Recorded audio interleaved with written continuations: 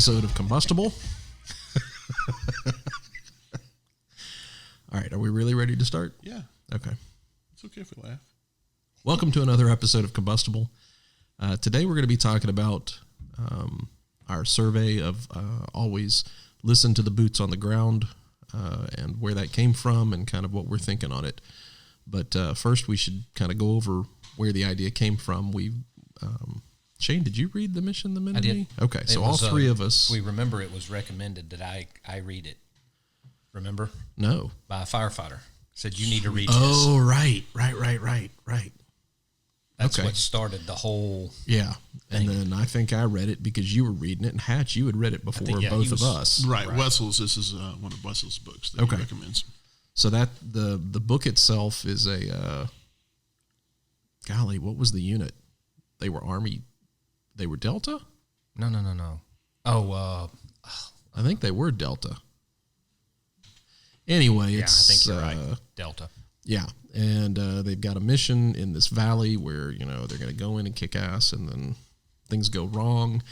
And the author, Pete Blaber, has some lessons throughout the book. What? You're right, former Delta. Former Delta, okay.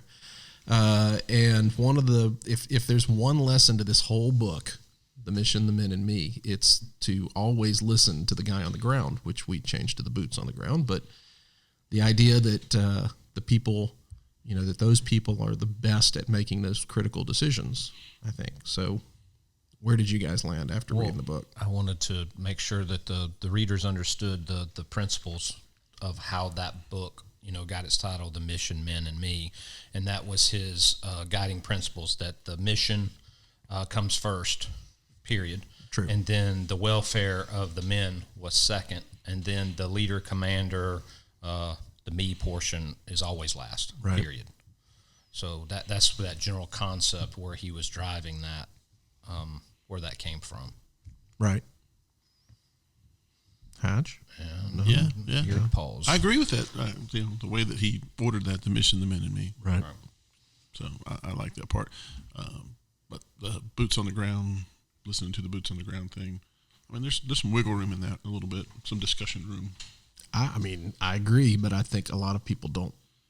And we can go over the survey results in just a minute and show what some of our listeners thought. But, you know, Colin Powell says the same thing. You know, he has this thing where he would say that all of the people around him, which he was at the top of the organization, he wouldn't trust them. He wanted to hear what the guys in the field said. And if the guys in the field said something different than the people around him, he said, my stated default is that the guys in the field are correct until they're proven wrong.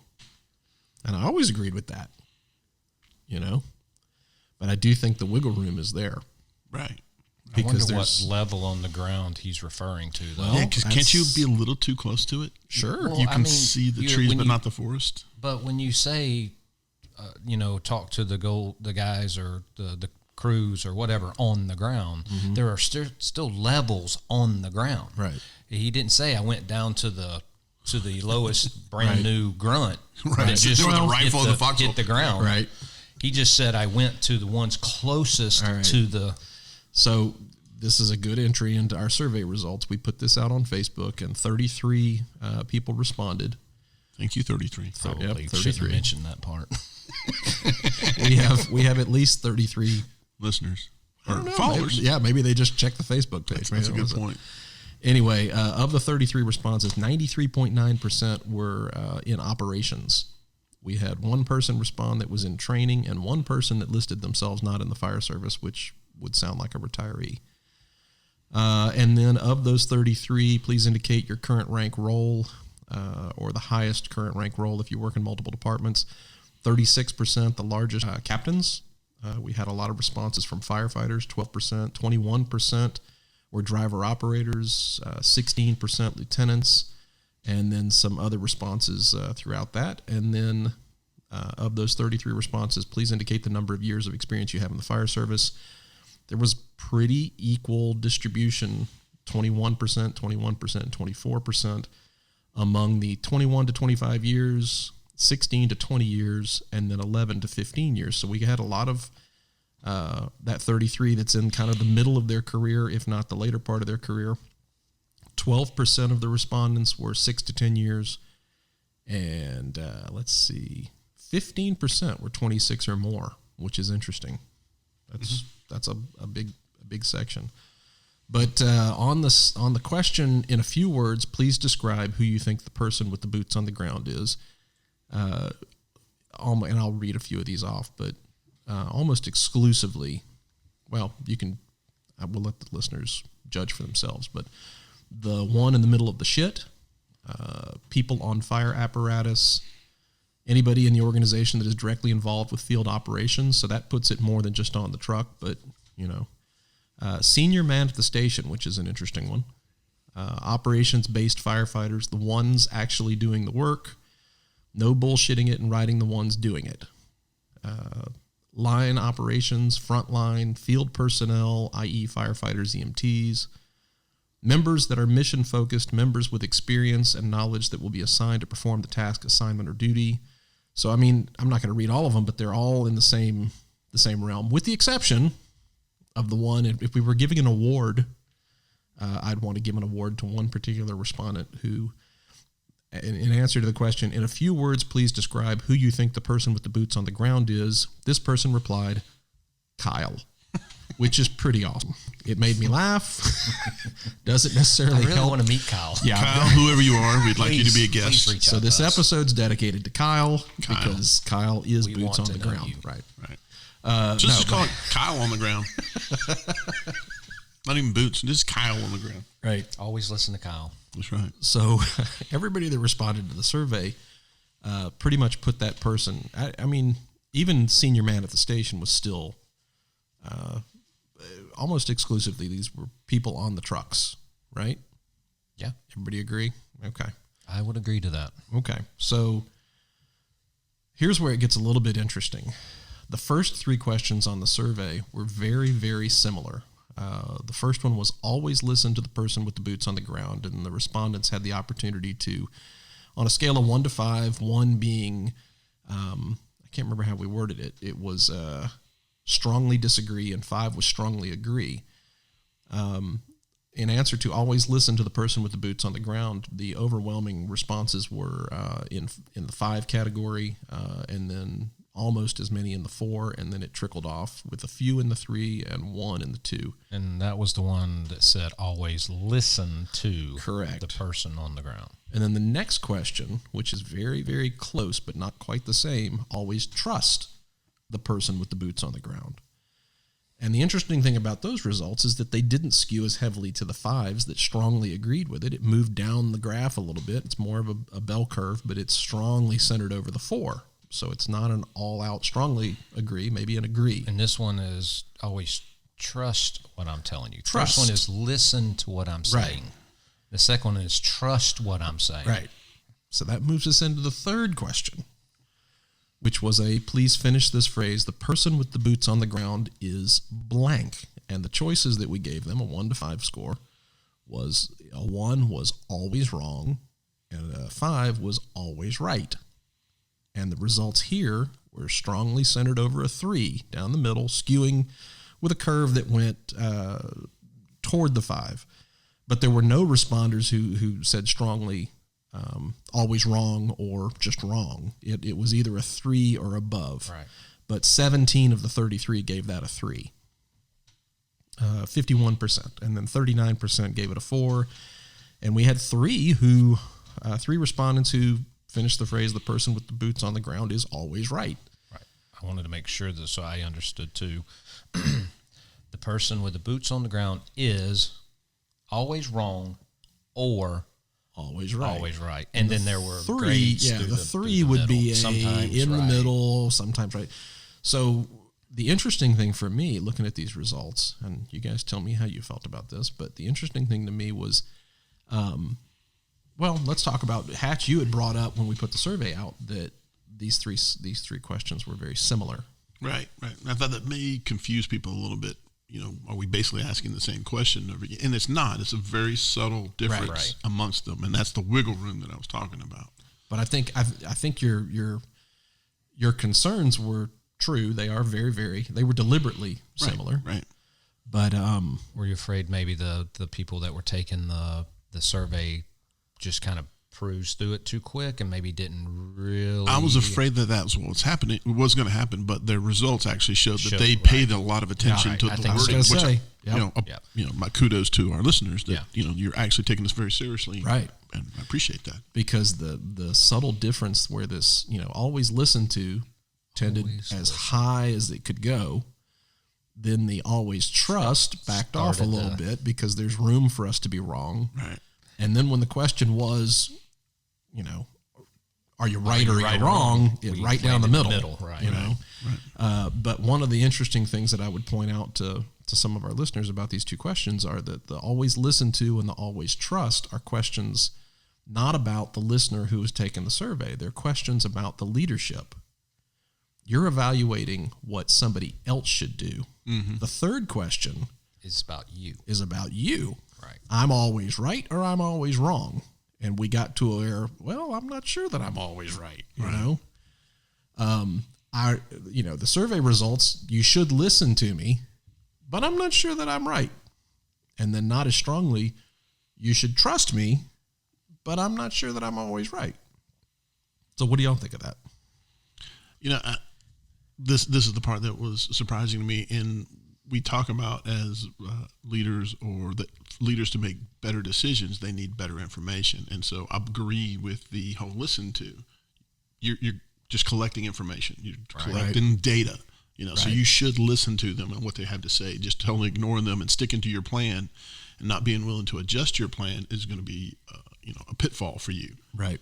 But then it goes back to, are they always right? And should you always trust them? I mean, you can have somebody who's totally off the rails, and giving you information, and that may not be the person to trust. Or you could have a very senior individual telling you exactly, what you need to make that decision. So, I mean, they did a great job. I mean, it really kind of shows exactly what I was thinking of, how similar it is, but how really different, and the nuances of that. Right. And, even from their own responses and looking at their own departments, they can kind of start peeling back the layers of why is there a little disconnect? Well, the boots on the ground don't always have the total picture of what they're doing. And when the guys are making the decisions, they may listen. Now, I know that a lot of times they think they don't, but they may listen to them. They just may not go your way. So, Shane, how would you have answered those first three questions? From me? Yeah, if you were taking the survey. You didn't take the survey. No, I didn't. You're a horrible listener. I didn't know I was supposed to. I'm sorry. So I'm going to take the survey right now. Yeah. How would you have answered question one? From my position. No. You don't make your position part of it. Yeah, take it as Kyle. Yeah, you're Kyle. How would you have? Is that your middle name? I'm good. No. Just kidding. I think it is. I would have tended to go high on the first one, listen to the person on the ground. I would have landed in that 4 or 5 because I think it's important to listen to them. Right. The second, always trust, I would say yes. I would want that trust to be high. Right. However, that is such an individual. You really said it best. You have some people that you are going to totally trust, and then some people you're like, I don't know about. Yeah, because if traditionally haven't given me good. If somebody's in the middle of the fight and they're totally emotional about it and whatever, they're not really probably the most trustworthy person at the time. Great, listen to them. There may be tidbits out of that you can use, but trusting them completely, maybe not the right time. Exactly. And it kind of goes into the third part is the person with the boots on the ground is always right or always wrong. And I did say that right? Yeah. It's always right or always wrong. I think I might have landed in the middle because sometimes they are right and sometimes I am wrong, or they or me or whoever is taking that. Because I don't think you'll always be right because that person, whether it's me or some, the line firefighter or whatever, doesn't have all of the information on the entire totality of what's happening. Right. So I'll listen to you and I'll trust you, but what you wanted to do might not have worked out in the big picture, the bigger picture. So, Hatch, how would you have answered the survey? Same way. Yeah? Yeah. It's pretty much completely in line with how I would have answered it myself. And like I said, that's putting a lot of thought into the wording specifically. So again, I was very impressed that, that they paid that much attention to how it was worded and didn't just go, yes, we're always right. Yes, we should always be listened to. Yes, we should be trusted. Yeah. No, the results ended up right where I would have been. I would have been an always listen. I would have given that a 5. The always trust, I would have skewed to a 4, just a little bit off of the always trust, Yeah. And then the, always right or always wrong, I'd have been right in the middle on a 3. Yeah. And I most of our, the 33 responses tended to that. Right. That same pattern. Which I agree with wholeheartedly. What about what about the conversation that we had about who do you think the person who is the boots on the ground? Right. And So I know you and I. Yeah, that's where we start to. This is where some of our listeners might go. You guys are full of bullshit, right? Throw the flag. Yeah. But I do think it's worth talking about, because when you try to answer that, if I was going to answer this 4th question, I couldn't say, and I'm probably going to steal something from you, but it's mine because I said it first. Yeah, there you go. It's really the person whoever's closest to the action. Okay, so let's action might not be what you think it is. So so the example that I wanted to use for this was the movie Aliens, the second movie in the Alien franchise back from 1986, where we turn the what was it again? Yeah, we take the horror movie and we make it into a horror/action movie with colonial marines, and I would classify it as a horror movie. I love that movie. Was it a horror movie? It's an action movie. I think it's still a horror movie. I mean, there's still some. Anyway, I need to revisit that movie. That's a different podcast. Movie. So I think that movie. I think that movie has some excellent examples of boots on the ground decisions. And before we go there, this isn't exclusively for the military or for the fire department. This could be a restaurant. Sure, absolutely. And the restaurant owner and the waitresses and the busboys and you're building whatever. So don't get so caught up. I mean, we had one person that said they weren't in the fire service or whatever. Right. Maybe retired, maybe some other type of business. We've got listeners that aren't in the fire service. That is an absolute fact. I think we have one last week. We used to have one. I don't know. Hopefully she still listens. Yeah. No, we have another one. We heard from her last week. Awesome. Well, in the healthcare industry. Well, the women love us. It's great. That's right. Yeah. But so you can just look at it in different things. But like you were saying before, who is the boots on the ground? And it, to me, it'd be the people not closest to the action, who put hands on, are doing the majority of the hands on portion of it, not the thinking portion or the admin portion of it. That's where we'll end up peeling this back. Right. Yep. So in the movie, you've got this, for anybody that doesn't know, there's this threat of an alien on another planet. The main character, Ripley, has experienced this threat in the first movie, and she's brought in as an expert to go in with these colonial marines who are going to a planet to face the enemy. And not too long into the beginning of the movie, and hopefully I'm not ruining this for anybody, but they go into this alien hive underneath a nuclear reactor, and they get their asses kicked. Are you going to do a spoiler alert for the 1980s? Yeah, exactly. I feel like they're already out there. No, I mean, the spoilers are out.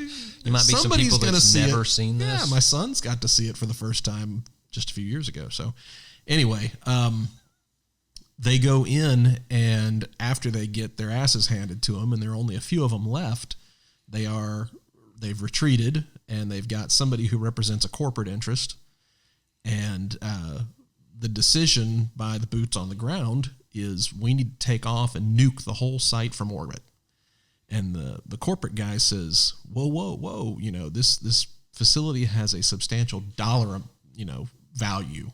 You can't make that decision. It's above your pay grade, that kind of stuff.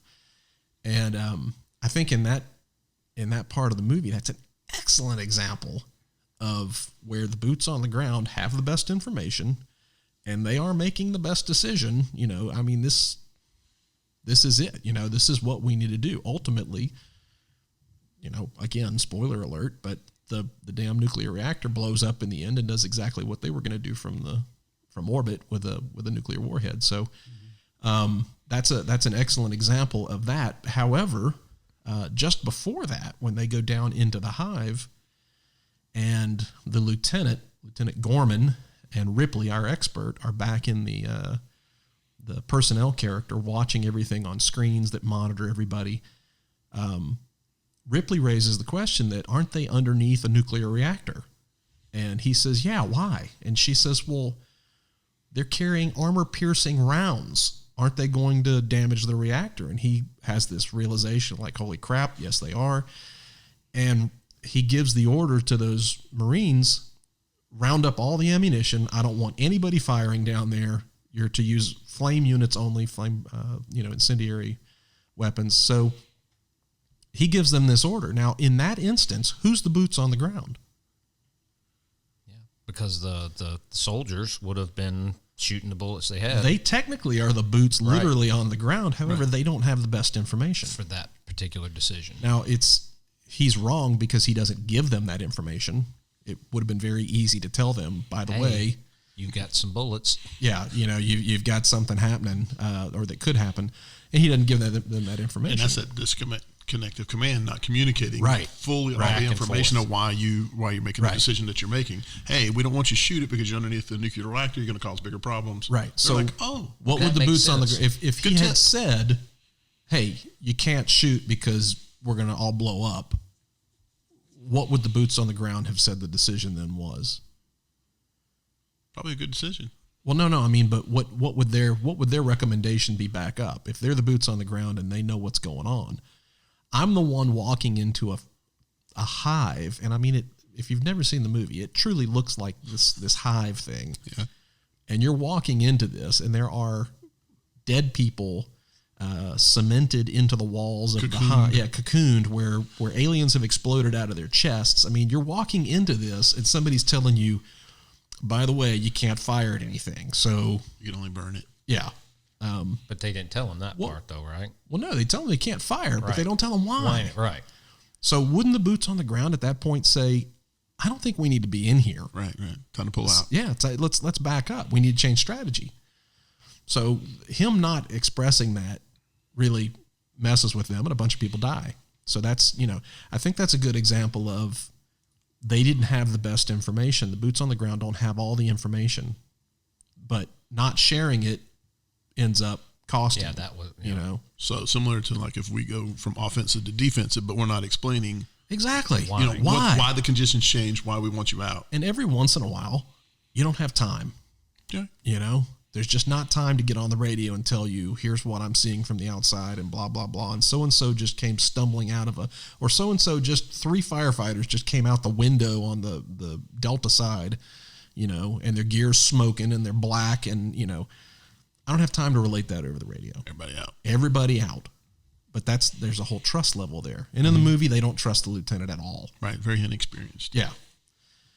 So that's 2 examples. One where the boots on the ground are solidly right, and one where the boots on the ground don't necessarily have all the right information. So they're not. They're falling into that always listen to the boots on the ground versus always trust the boots on the ground, with the 2 questions that we raised. Mm-hmm.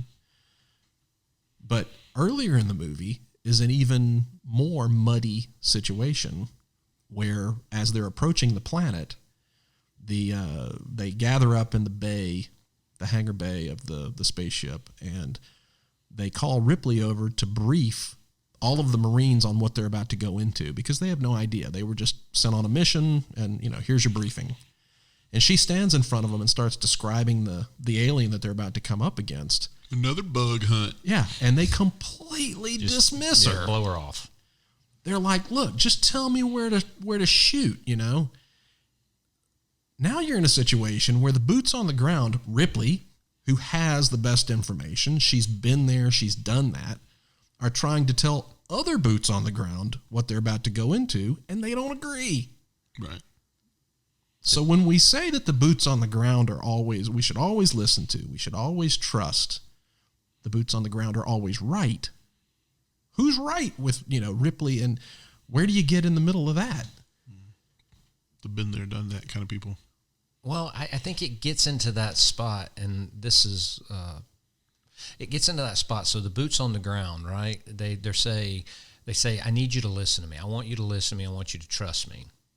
But they don't, in that situation right there, they give no credit or they give nothing, no credit whatsoever to the person who is maybe making the decisions as if they did spend some time there. Right. You know what I mean? Like, right. She spent some time there. You spent some time there. But they whatever all know her. Right. She's just some civilian. So boots on the ground don't listen to other boots on the ground? That's what I'm saying. Is right. it? Yeah. So, yeah, if you've got one crew, and let's put it back on the fire scene, you've got a crew in one part of a structure that says, command, we need to get out of this structure. This is not, for whatever reason, we need to be defensive on this. And you got another crew on the other side of the structure that says, give me 30 more seconds and we've got this. Now what? Boots on the ground, and I'm asking all the boots on the ground that are listening, now what? Right. One crew says get out, the other crew says 30 more seconds. Which one do you believe? Right. Are you waiting for me to answer? Everybody looking at me like...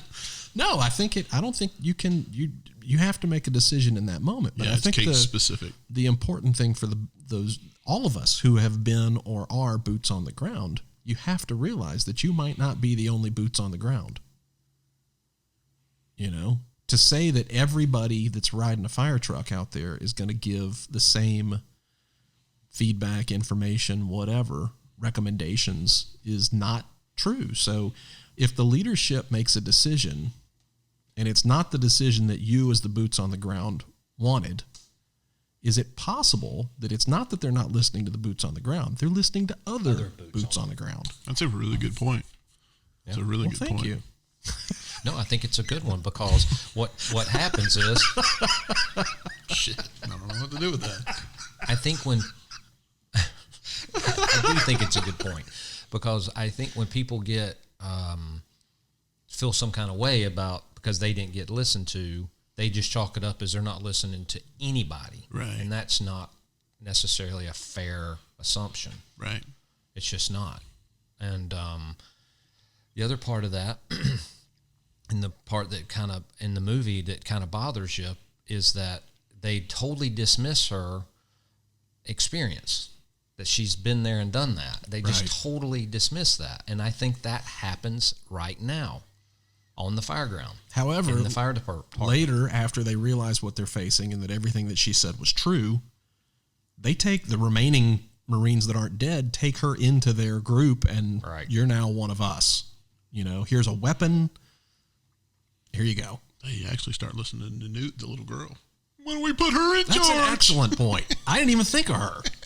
She is boots on the ground. She is boots on the ground.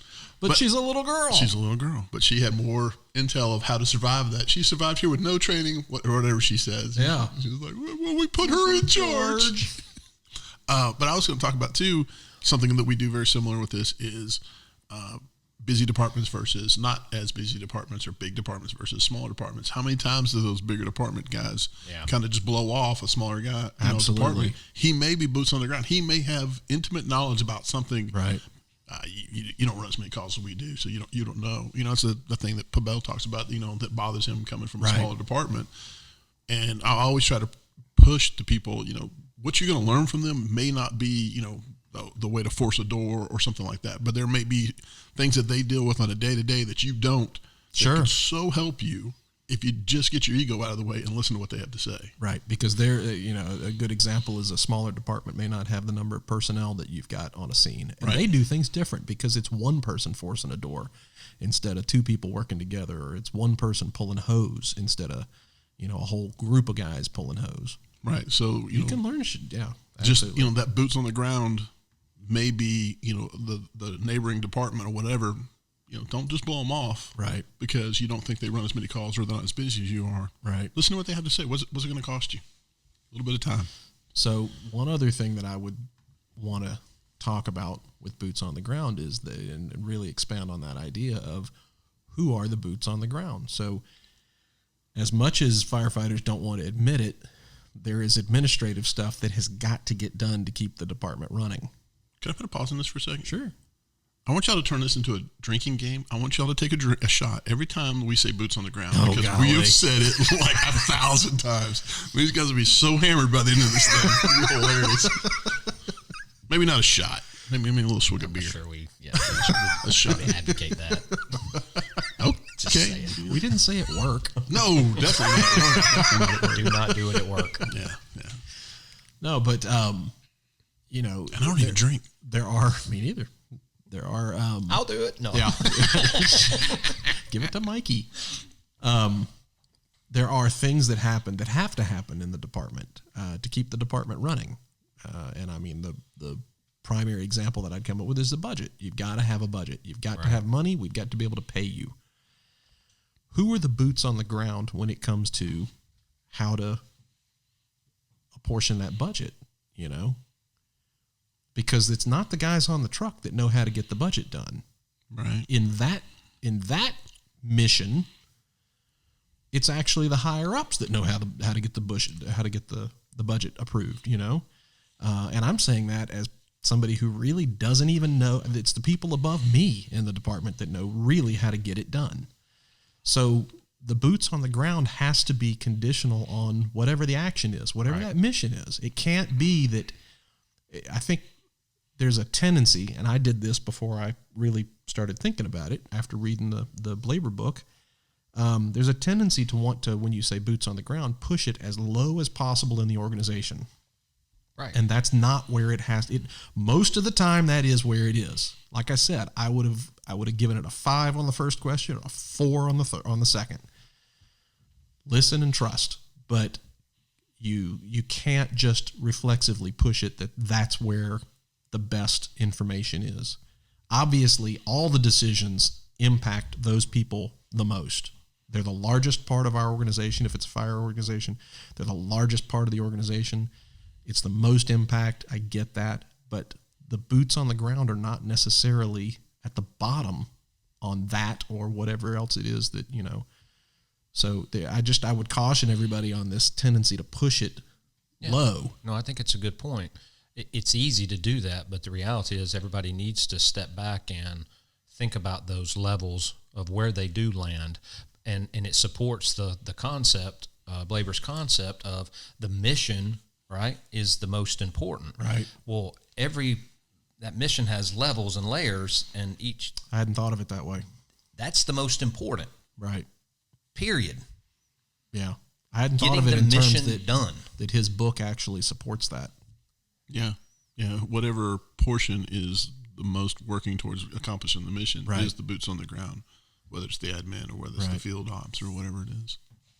And I want to stress, there is no point in running a fire department or whatever organization you're is, but I'm speaking from a fire department. There is no point where any decision should disregard the firefighters on the trucks. 100% agree. There's no such thing. It can't even really happen. And I'm well, this is a time period too where this is really coming to light right now too.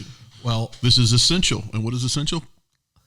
The people getting on the trucks and going on calls. No. I have 10 rules that I give to anybody that works for me. I have 10 rules, and the first rule is that whatever we're doing, and this is the rules that I gave the people that were working with me when I was at training, wherever, the first rule is everything we do supports operations. Yeah, that's the mission. Everything.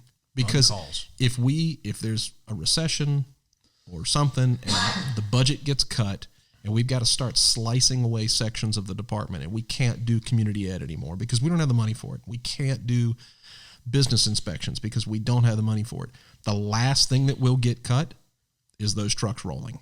Yeah, and we're seeing that right now. Right. I mean, everything you're talking about is peeling those things back to its core mission, dealing with the respiratory illnesses going on. We're peeling those things. If staffing is impacted so bad, so whether it's money or if it's staffing, you're reeling those things back to the core, to that core mission, to support the mission. Yeah. So. All right. Have we been that way, Dad? I think we have. All right. Oh, I want to say one thing though. Oh, go ahead. Sorry. So what if we flipped it and said, instead of boots on the ground, administration. Okay. Or whatever you want to call it, executives. Okay. Executives always should be listened to. Executives should always be trusted. Golly, Executives are always right. I don't think I agree with that. Well, no, I'm just curious if we just flipped it to the leadership. So, well, let's go into the last two questions on the survey because they kind of go with that, which were, please rate how you feel about the following statement. I think that the leaders of my department understand the needs of the responders. And the options that the responder had was either you strongly disagree or strongly agree. Again, it was a scale of 1 to 5. But in answer to, I think that the leaders of my department understand the needs of the responders, it was pretty strong. It was a nice curve over from 1 to 5, but it was strongly weighted at 3 below. Yeah, 2, 3. Yeah. And then the second question, I think the leaders of my department should provide whatever resources the responders say they need in order to do their job, was kind of the opposite. It was concentrated over the 3, the 4, and the 5, almost evenly. Let's split that up. That first one, it says, I think the leaders of my department understand the needs of the department. That's the one, needs of the responders. That's the one that skews more 2, 3, but Correct. Still got some heavy 1s in there. So yeah. This group at very best is saying, no, I do not believe the leaders of my department understand the needs of me. Yeah. And we should point out that 4 people rated that a 4 and 1 person rated it a 5. Somebody out there, their organization is doing it. But I think that what Hatch talked about earlier is probably what gets this is this lack of communication. Mm-hmm. To me, when I see this, I think there's a communication issue. Right. That's what I see. It's not that we don't understand. It's that we're not doing a good job. We're not showing you how we do understand. Right. Or how it works or how it doesn't work, right. Or whatever the case may be. It's not that it doesn't work, but when you start to peel back the picture and see more of the bigger picture, then you can maybe start to understand, well, that doesn't really work the way I thought it was going to work. Right. So I feel like that is a communication that's indicative of poor communication. Okay. The last one, I think leaders of my department should provide whatever resources the responders say they need in order to. This is always going to be a difficult one, and I don't know that you can ever get there. Well, it was a deliberately. First of all, want to say incendiary. The responders, which by the way I was one. You did? Yeah, I used to do that.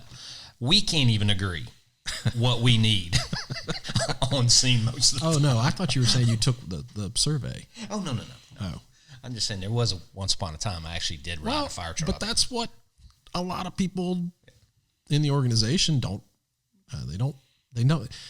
In our organization, what is it, like 70? Yeah, it was just crazy. 74% of our organization, of our fire department, were hired after you and I made chief. Right. They don't know us as anything else. They never saw us ride a truck. And that's not their fault. No. But it's a perspective thing. They never saw us on fire scene with turnout gear going in, you know. Hatch shrugs. Yeah, I never really thought about it with my department. Who knows whether I rode a fire truck or not. Well, do you think it's important? Why? I mean, well, because they sit back and say, you don't even know what it was like anymore. You don't. It's like my son. He's like, why am I listening? You don't know what it's like to be a teenager. I was a fucking teenager. Well, I know, but I mean, everybody was. I mean, does that give it any more relevance to your son? Does he like, no, it doesn't. Exactly. So why does it matter? And the hat shows up and puts the hammer down. You're exactly right. You're right. So what you're saying is don't listen to the criticism when they say you don't even remember what it was like. You you don't even. Yeah, I mean, whatever.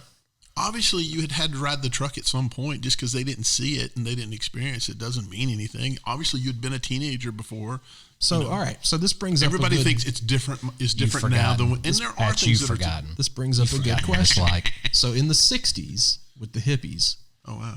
Yeah. I was born in '69. This is as close as I can get 70. Yeah. So in the '60s, there was a saying, never trust anyone over the age of 30. Right? And that was kind of this, don't trust anybody over the age of 30.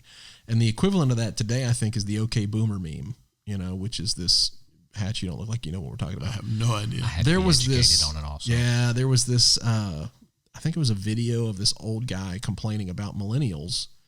And probably his name was Hatch. Yeah. No. And the response to him was, okay, boomer. And the okay boomer, boomers, baby boomers, became this. Anybody that's okay.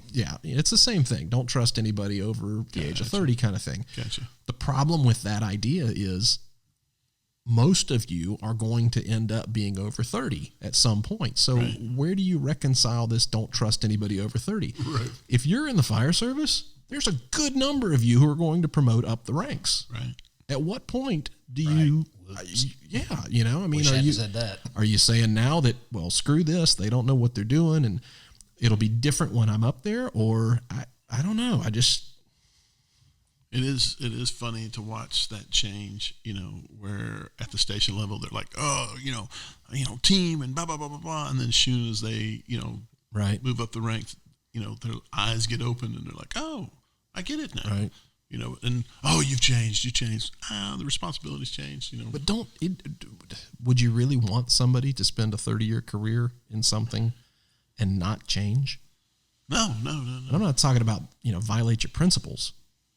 When you first got on as a firefighter, you were, this great firefighter. And by the time you're up, you're sacrificing babies and stuff like that. I'm not talking about that, but hopefully there's growth, right? Right. I mean, that's why I go back to like one of the first episodes, and Marty Green says, I don't think Firefighter Green would like Chief Green very much, and I don't think Chief Green would like Firefighter Green very much. And, and that's him within looking at himself in that arc of his career. And I'm the exact same way. I know I'm hard to manage. I know it. Even now, right? I couldn't imagine what it's like to be my boss. I know I'm tough to manage. And as a firefighter, I was worse. You're shitting me. No. Firefighter driver, dude, I was brutal to I people. would have loved to have seen that. You probably would have. It was quite entertaining for others. I think, and I'm Not being some of my serious victims. when I say this. It would be fun to get somebody who's retired now. Talk about. Yeah, to talk about that. To talk about what it was like, and their perspective on it. On what it was like to what? To supervise you. Oh, God. Yeah. Oh, jeez. And I'm not just picking on you. I'm saying any of us. Uh-huh. It would be an interesting thing to hear, because you obviously see it a certain way, but to hear what they thought of it, was it really that hard for them, or did they see you as a very talented person who was coming up through the ranks, who's learning as they go? And would be interesting. It would. I'm sitting here thinking about myself. Like, I don't know if they'd be 100% forthcoming. I'd want them to be, but right.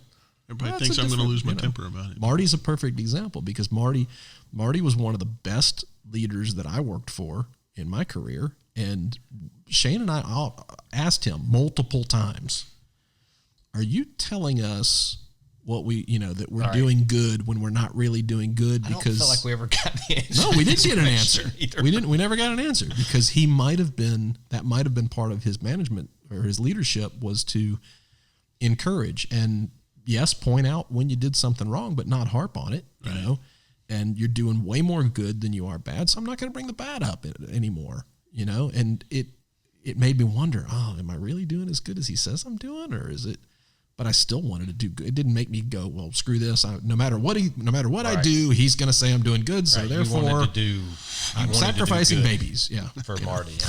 Even these babies, man. What is going on? There's a cake song. How did we get on this, by the way?